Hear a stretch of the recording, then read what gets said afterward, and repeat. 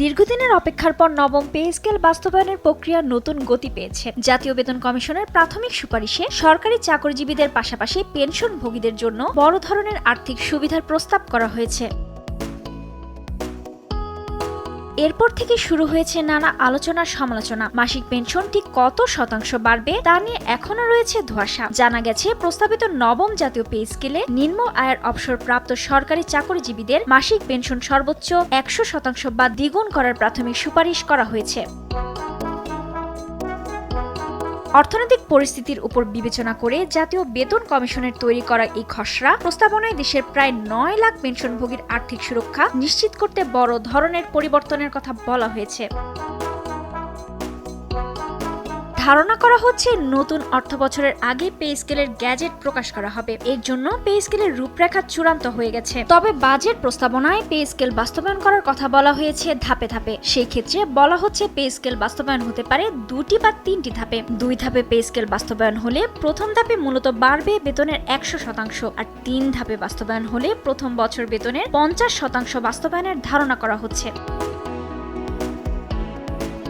কয়টি ধাপে pay scale বাস্তবায়ন হবে তা নিয়ে মূলত আলোচনা চলছে সরকারি কর্মচারী এবং পেনশনভোগীদের মধ্যে। 3 ধাপে বাস্তবায়ন হলে হিসেব অনুযায়ী বেতন বৃদ্ধি খুব একটা বেশি হবে না বলে আশঙ্কা করছেন সরকারি কর্মচারী এবং পেনশনভোগীরা। বিশেষ করে এর ভুক্তভোগী হবে নিচের সারির কর্মচারীরা।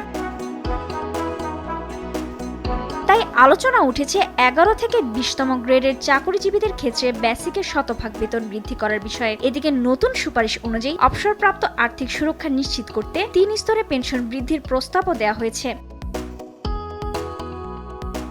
এর মধ্যে যাদের মাসিক পেনশন 20,000 টাকার কম, তবে পেনশন 100% বা দ্বিগুণ করার প্রস্তাব দেওয়া হয়েছে। এছাড়া 20,000 থেকে 40,000 টাকা পর্যন্ত পেনশন পান এমন ব্যক্তিদের ক্ষেত্রে 75% বৃদ্ধির সুপারিশ এসেছে। মাসিক 40,000 টাকার বেশি পেনশনভোগীদের ক্ষেত্রে 55% পর্যন্ত বৃদ্ধি হতে পারে। অর্থ মন্ত্রণালয়ের কর্মকর্তাদের মতে, নতুন পে স্কেল বাস্তবায়নে অর্থ সংকট বড় কোনো প্রতিবন্ধকতা হবে না।